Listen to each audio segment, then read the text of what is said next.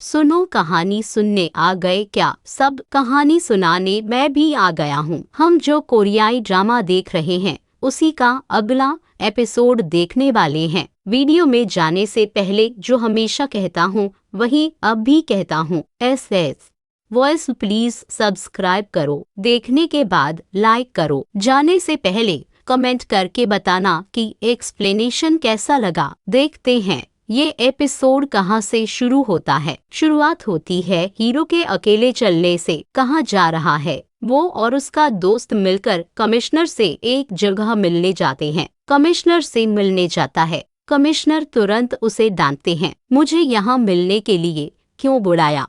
वो कहते हैं क्योंकि ये हीरो पहले उनसे लड़कर चला गया था। हीरो कहता है, सॉरी सर, मुझे माफ कर दीजिए। सच कहूँ तो मुझे शक था कि आप भी इसमें शामिल हैं। तो अब क्या करने वाले हो? कमिश्नर पूछते हैं। हीरो कहता है, मेरे पास सबूत है। अगर आप थोड़ा और टाइम दें तो मैं हर चीज का सबूत तैयार कर दूंगा। क्या आप उनके खिलाफ एक्शन ले सकते हैं? कमिश्नर जवाब देते हैं, ठोस सबूत लेकर आओ। बिना सबूत के मैं कुछ नहीं कर सकता। उनके नीचे सब हैं और ऐसा लगेगा कि हम सब उंगली उठा रहे हैं। अगर सही सबूत है तो हम उनके साथ कुछ भी कर सकते हैं। फिर कमिश्नर हीरो को बताते हैं, स्विस बैंक में उनका काला धन का बहुत बड़ा हिस्सा है।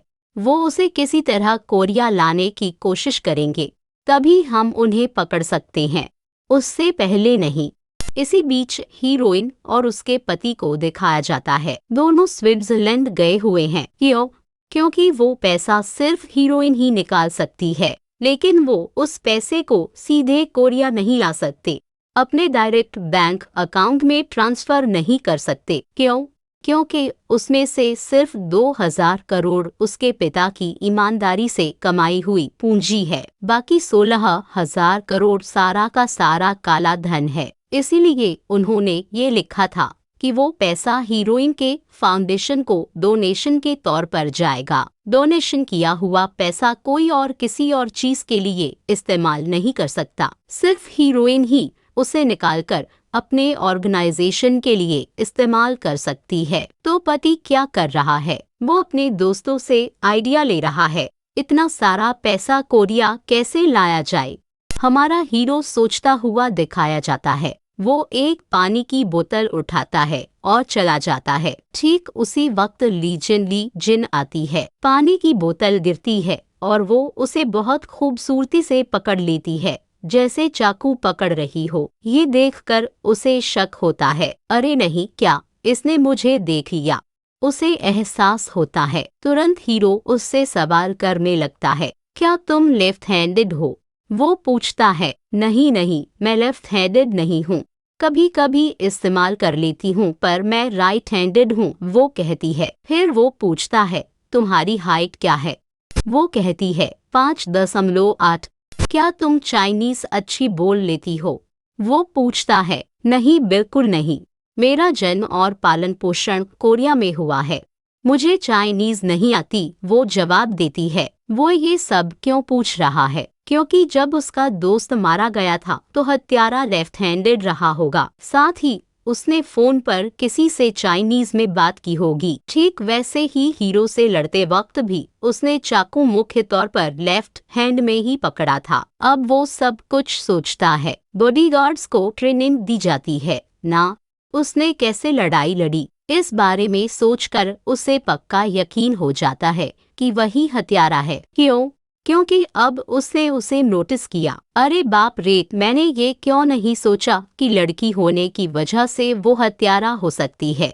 वो सोचता है। हीरोइन दिखाई जाती है। वो और उसका पति बैंक जाते हैं। बैंक में हीरोइन पूरी तरह से अपनी पहचान बताती है। वो पुष्टि करते हैं कि वही व्यक्ति है और लॉकर खोलते हैं। वहाँ बहुत ज्यादा पैसा है, बहुत ज्यादा सोना है। दोनों हैरान रह जाते हैं। फिर वो दिखाते हैं कि कुछ दिन पहले क्या हुआ था। वसीयत पढ़ने के बाद माँ और 2 बेटों को बात करते दिखाया जाता है। माँ गुस्से में है, छोटा बेटा बिना रुके हंस रहा है। देखो, तुमने कहा था कि सिर्फ तू और तेरी बीवी सब कुछ ले लेंगे, ये याद रखो। मुझे नहीं पता मैं क्या करूँगा, आदर से हम तीनों पैसा बांट ले। फाउंडेशन में क्यों जाना है? छोटा बेटा चिल्लाता है। सास पागलों की तरह बोलती है, ये बूढ़ा आदमी मरते वक्त भी मुझे कितनी टेंशन देकर मरा है, देखा। क्या तू वसीयत पढ़ते वक्त सो गया था? उसने लिखा है कि सब कुछ सिर्फ फाउंडेशन को जाएगा, सिर्फ मेरी बीवी ही निकाल सकती है। मैं तुम में से किसी को भी उसे छूने नहीं दूंगा, पति कहता है। छोटा भाई भभक उठता है। माँ भभक उठती है, क्या बक रहे हो? वो कहते हैं। हमेशा की तरह दोनों भयंकर झगड़ने लगते हैं, एक दूसरे को मारते हैं। फिर पति कहता है, देखो ये मत सोचना कि तू सब कुछ अपनी बीवी के नाम करवा लेगा। माँ को छोड़ दो, हम दोनों आधा आधा बांट ले। छोटा भाई कहता है, सुन मैं कह रहा हूँ, जरूरत नहीं है तो दखल मत दो। तेरा मेरे से क्या लेना देना? तुझे इस परिवार से क्या लेना देना? वो छोटे भाई से कहता है। छोटा भाई गुस्से से भर जाता है। तू मुझसे ऐसे कैसे बोल सकता है? इतने साल बाद भी तुझे कुछ पता नहीं है।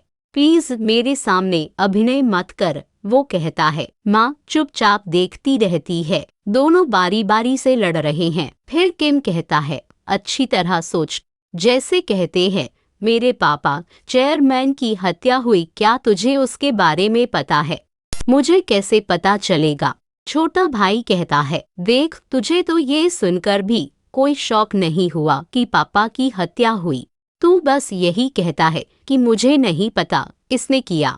इसका मतलब तू इसमें शामिल है। शायद हान ने कुछ किया हो, वो कहता है। ये सुनकर माँ का चेहरा बदल जाता है। अब और मुझे छेड़ो मत, इसके बाद मैं चुप नहीं बैठूंगा। मेरे पिता के पैसे से चाहे वो अच्छा पैसा हो या गंदा पैसा, 1 रुपया भी तू छू नहीं पाएगा। वो गुस्से में चिल्लाकर चला जाता है। रसोइया हान से मिलने जाता है। क्या तुम कुछ ठीक से नहीं कर सकते? तुम्हारी वजह से मुझे ये सब झेलना पड़ रहा है, वो चिल्लाता है। वो सब छोड़ो, तुमने चेयरमैन को क्यों मारा? वो हान से पूछता है। मैंने चेयरमैन को मारा? वो तो छोटा भाई होगा, हान तुरंत कहता है। तो फिर आज मुझसे ये सब क्यों पूछ रहे हो? उस दिन तो एक शब्द भी नहीं पूछा, आज क्यों पूछ रहे हो? देखो मुझे नहीं पता तुम मेरे साथ क्या करोगे। सारा पैसा मुझे मिलना चाहिए। मैं उनमें से किसी को भी जीवित नहीं छोड़ूंगा, और वो डायम उसे भी नहीं छोड़ूंगा। ये आतंकवादी चुप क्यों हो गए? उसे मारने के लिए इतनी कोशिश की थी, आधे रास्ते में क्यों रुक गए? वो बहुत तनाव में आ जाता है। अगर वो जिंदा नहीं है तो हम कोरिया में 1 रुपया भी नहीं ला सकते। सिर्फ इसलिए कि वो जिंदा है हम उसे ला सकते हैं, इसलिए हमें उसका शुक्रिया अदा करना चाहिए। अच्छा हुआ वो मरी नहीं, वो कहता है। छोटा भाई कहता है, जैसे ही पैसा आए उसे मार दो। तुम ऐसे क्यों हो? हान पूछता है। मुझसे ये सब बातें मत करो। ये मत सोचो कि तुम मुझे आर्डर दे सकते हो। आदर से रहो, नौकर की तरह बर्ताव करो, वो बड़े भाई से कहता है। फिर वो दिखाते हैं कि असल में क्या हुआ था। दरअसल जिस दिन चेयरमैन मरे थे, हान ने आवाज सुनी और अंदर गया था। उसने देखा कि वो चेयरमैन से पैसा, कैश और हार लेने की कोशिश कर रहा है। वो तुझे कुछ नहीं देगा, चेयरमैन ने कहा। फिर उसने एक सोने की ईंट उठाई और उसके सिर पर मारी, इसलिए वो मर गया। वो घबराता है। नहीं नहीं, मैं उससे बात कर रहा था। वो फिसलकर गिर गया। उसकी मौत एक्सीडेंटल हो गई, वो हान को बताता है। हान ने उस दिन कोई सवाल नहीं पूछा, तुरंत कहा, अपनी बीवी को लेकर वेकेशन हाउस चले जाओ। आज इस घर के पास मत आना, ये याद रखो। अगर कोई पूछे तो कहना कल से वेकेशन हाउस में हो, समझे? उसने उस वक्त लड़के को बचा दिया। उसके बाद ये दिखाने के लिए कि चेयरमैन एक होटल में एक लड़की के साथ नेचुरल डेथ से मरा, उसने सारे सबूत गढ़ दिए। उसने ऐसा दिखाया कि ये नेचुरल डेथ है, हत्या नहीं। हीरोइन और उसका पति अब स्विट्जरलैंड से लौट रहे हैं। सास हान को अकेले में बात करने के लिए बुलाती है। वो उसे एक शांति की इंजेक्शन लगाती है और कहती है, मेरे पास एक आइडिया है, तुम्हें इसे अंजाम देना है। मुझे क्या करना है? वो पूछता है। हीरोइन के भाई का इस्तेमाल करो। किसी तरह हम फाउंडेशन का सारा पैसा ले सकते हैं। अगर कोई प्रॉब्लम हुई तो दोष उस पर और उसके भाई पर मढ़ सकते हैं। वो उसे बताती है। वो उसे देखता है, सोचता है क्या शैतानी प्लान है। वो उठता है और बिना कुछ कहे चला जाता है। इतना अच्छा आइडिया दिया और जवाब तक नहीं देता। वो खुद से कहती है, ये बुढ़िया क्या सोच रही है कि मैं सारा पैसा उसके बेटे को दे दूं। पक्का उसे 1 रुपया भी नहीं मिलेगा। वो तो एक नौकर है, उसका बेटा नौकर है। सब कुछ मेरे बच्चे के लिए है, वो कहती है, ये न जानते हुए कि वही उस बच्चे की माँ है। बाद में हीरो हीरोइन और उसका भाई बात कर रहे हैं। हम तीनों की जान खतरे में है। सिर्फ इतना ही नहीं, अगर सारा पैसा आ गया तो हीरोइन की जान भी खतरे में है। हम बातचीत से इसे शांति से सुलझा सकते हैं। उसका भाई कहता है, चाहे तुम कितनी भी बात कर लो, आखिर में वो हमें ही धक्के दे देंगे। हीरो कहता है, हम हान से मदद मांग सकते हैं। अगर मैं उसे बता दूं कि मैंने लेजर लिया और दे दिया तो वो जरूर कुछ करेगा। भाई कहता है, प्लीज अपनी जान दांव पर मत लगाओ। हीरो कहता है, मैं हान से बात करूंगा, चाहे मैं लेजर दूं या न दूं, ये मेरी या हान की बात नहीं है। ये उस औरत चेयरमैन की बीवी की बात है। हान तो बस उसके जाल में फंसा हुआ है, इसलिए मेरा कुछ नहीं बिगड़ेगा। भाई उसे मना लेता है और हीरो से लेजर ले लेता है। हीरो फिर भाई को सब कुछ बताता है। चेयरमैन का दूसरा बेटा हान का अपना बेटा है। हान ने सब कुछ उसी के नाम लिखा है। मैंने उसके सेफ से निकाल लिया। वो फोटो दिखाता है। फिर वोली जिनके बारे में पूछता है, वो पुराने चेयरमैन के जमाने से काम कर रही है। मुझे उस पर कोई शक नहीं है। भाई कहता है, नहीं मुझे शक है, वो हत्यारा हो सकती है। हीरो कहता है, आखिर में लेजर देने के बाद हीरो कहता है, प्लीज मुझे अपना लोकेशन भेज दो। बस मुझे बताओ कि तुम उनसे बात करने कहाँ जा रहे हो। इसी बीच पते अपने दोस्तों से बात कर रहा है। 16,000 करोड़ कैसे लाई? वो पूछता है। उसके दोस्त कहते हैं, इतना पैसा लाना आसान नहीं है, लेकिन चूंकि ये फाउंडेशन है तो हम इसे सीधे ला सकते हैं। फिर भी थोड़ा टाइम लगेगा। फिर उसे पता चलता है कि जांग देरा घर पर नहीं है। वो उसे फोन करता है, तुम कहाँ हो?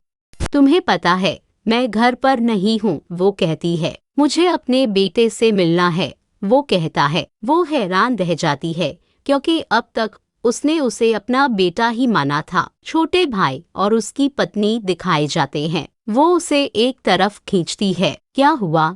वो पूछती है। उसने अपनी कंपनी से बहुत सारा पैसा ले लिया है और अपनी माँ की कंपनी के शेयर खरीद लिए हैं। वो कंपनी का टेक ओवर करना चाहता है। मेरा पैसा आदर से दे, देर नहीं तो पापा से कह दूंगा, बहुत बड़ी मुसीबत हो जाएगी। वो लड़ता है। वो सारा पैसा नहीं दे सकता। मैं तुम्हें 2 दिन का टाइम देता हूँ, मेरा पैसा दे दो। वो कहता है और चला जाता है। लड़का उसे देखने आता है, लेकिन वो हिचकिचाता है उसे पापा बुलाने में। वो जाकर बात करता है, कोई नहीं आया, तुम अकेले आए? वो पूछता है, आपने कहा था अकेले आना है, इसलिए अकेले आया हूँ। लड़का कहता है। चलते हुए वो तेजी से उसका हाथ पकड़ लेता है। वो भावुक हो जाता है, लेकिन प्यार जताना नहीं जानता। तुम जानते हो मैं कौन हूँ? वो पूछता है। वाइस चेयरमैन और साथ ही मेरे पापा। वो कहता है। लड़का बहुत उदास हो जाता है। उसकी माँ और बहन दूर से देख रही हैं। शायद ये मेरे बेटे का अपहरण कर लेंगे। वो सोचता है, चूंकि तुम्हें इतना पता है तो मैं तुमसे खुलकर बात करूंगा। तुम्हारे पास 2 विकल्प हैं। एक, तुम मेरे साथ रह सकते हो या अपनी माँ के साथ रहो।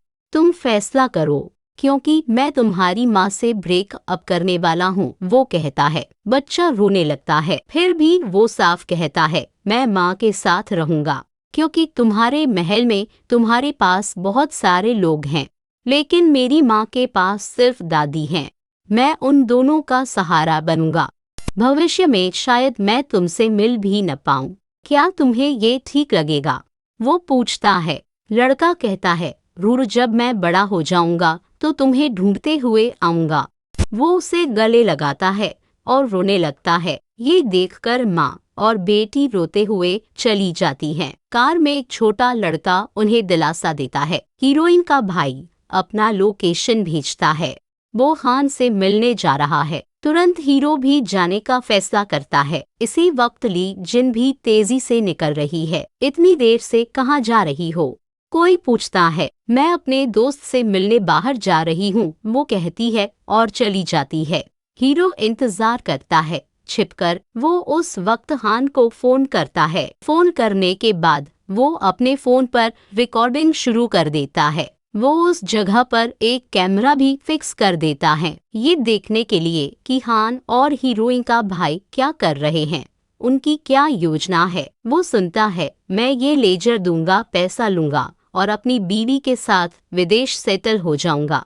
क्या तुम्हारी बहन को पता है कि तुम ये कर रहे हो? हान पूछता है। नहीं, मैं उसे अब बताऊंगा। वो कहता है, ओके दे दो, इसके बाद तुम्हें कोई प्रॉब्लम नहीं होगी, मैं गारंटी देता हूँ, हान कहता है। हान लेजर लेकर चला जाता है। फिर हीरो मुड़ता है और उसकी कार का टायर काट देता है। जब वो मुड़ता है, ली जिन हीरो के सामने आ जाती है और भाई का गला काट देती है। वो भागता है। ली जिन को पकड़ने की कोशिश करता है लेकिन नहीं पकड़ पाता। वो उसे पीठ में चाकू मार देता है। वो भाग जाती है। उसका बहुत खून बह रहा है। वो कुछ नहीं कर सकता।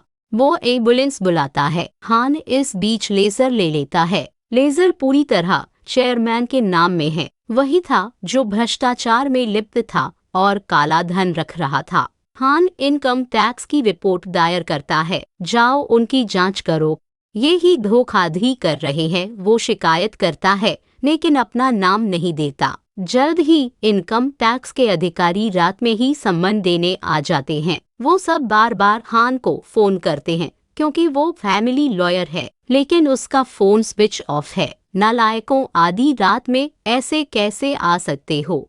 वो चिल्लाता है। मैडम, हम क्या कर सकते हैं? हमें जानकारी मिली, अगर कोई विदेश भाग गया तो हम क्या कर सकते हैं, इसलिए हम आपको सम्मन देने आए हैं। हमारा लॉयर यहाँ नहीं है, वो कहते हैं। लॉयर नहीं है तो भी हम सम्मन देंगे, बस ले लो। अगर कल इन्वेस्टिगेशन के लिए टाइम पर आ गए तो काफी है। वो सम्मन ले लेते हैं। इसी वक्त डॉक्टर कहते हैं कि हीरोइन के भाई को नहीं बचा सकते, वो मर जाता है। सुबह उनके घर के गेट पर रिपोर्टर आ जाते हैं। इन्हें सुबह सुबह ये खबर कैसे मिल गई? वो सोचते हैं ये सब उसी हान ने प्लान किया था। उसने अपना फोन स्विच ऑफ रखा था। ये क्या करता रहा? औरत चिल्लाती है। हीरो सुबह आता है हीरोइन को सब कुछ बताने। सॉरी, मैंने कोशिश की लेकिन तुम्हारे भाई को नहीं बचा सका, वो कहता है। हीरोइन सुन्न रह जाती है। हीरो उसके पास बैठकर उसे दिलासा देता है, हम अभी उसे देखने नहीं जा सकते, बाहर बहुत सारे रिपोर्टर हैं, अभी तक किसी को इसकी खबर नहीं है, थोड़ा इंतजार करो, वो कहता है। हान शांति से आता है। वो पूछता है, इतनी देर तक फोन स्विच ऑफ करके क्या कर रही थी? मैंने स्लीपिंग पिल ली थी और सो गई थी, वो कहती है। देखो, मुझे लगता है तुम मुझसे नाराज हो या बदला लेना चाहती हो, वो कहती है। वो जवाब देता है, मैडम, तुम्हारा नाम किसी चीज में नहीं है, तुम क्यों डर रही हो? शायद कुछ जानकारी जनता तक लीक हो गई है, बस मेरे साथ चलो, उनके सवालों के जवाब दो और हम घर वापस आ सकते हैं। बहुत सीधी बात है, तनाव क्यों ले आ रही हो?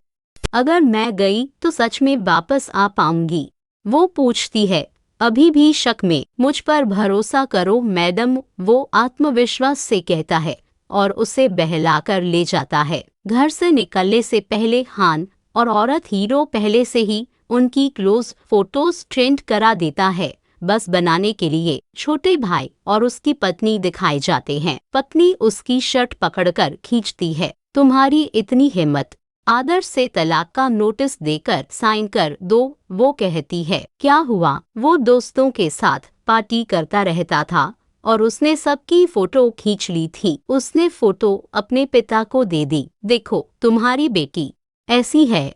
मैंने पैसा लेने की कोशिश की और ये चिल्लाती है, इसलिए मैं पैसा वापस नहीं कर सकता, वो कहता है। ये देखकर वो गुस्से से भर जाती है। वो पागलों की तरह उसके मुंह पर बार बार मारती है। अब क्या करोगी?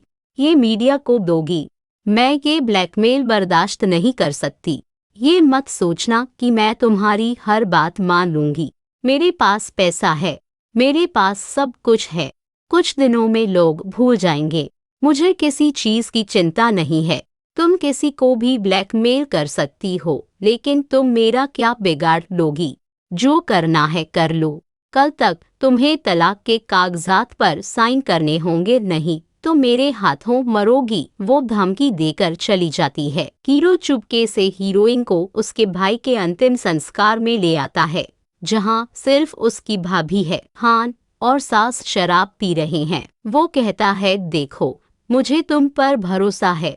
तुमने मेरा बच्चा तक जना है, इसलिए मुझे तुम पर भरोसा करना ही पड़ेगा। तुम मेरे साथ विश्वासघात नहीं करोगी? वो उससे सवाल करता है, अंदर एक डर बनाए रखते हुए। उसे उस पर थोड़ा शक है, लेकिन सोचती है, ये मत सोचना कि मैं सब कुछ तुम्हारे बेटे को दे दूंगी। तुम बस मदद कर रही हो। मैं खुद उसे 1% दूंगी। ओके, हान सीधा कह देता है। हीरो फिर से चुपके से हान के घर जाता है। वो उसका सेफ खोलता है। क्या कर रहा है? दरअसल हीरोइन के भाई ने कहा था, अगर मुझे कुछ हो जाए तो मेरी बीवी से पूछना। उसकी बीवी ने हीरो को एक पेन ड्राइव दी थी। वो उसे ले जाता है और हान के सेफ में रख देता है। वो सबूत छोड़ रहा है ताकि हान को किसी तरह पकड़ सके, इसीलिए वो उसे हान के कमरे में रखता है। तो इसी के साथ ये एपिसोड खत्म होता है। दोस्तों, कल फाइनल एपिसोड है। ये ड्रामा खत्म हो रहा है। बहुत दुख हो रहा है कि ये ड्रामा इतनी जल्दी खत्म हो रहा है। खैर, देखते हैं कल फाइनल एपिसोड में क्या होता है। तुम कल कहानी सुनने जरूर आना। मैं कहानी सुनाने जरूर आऊंगा। ताई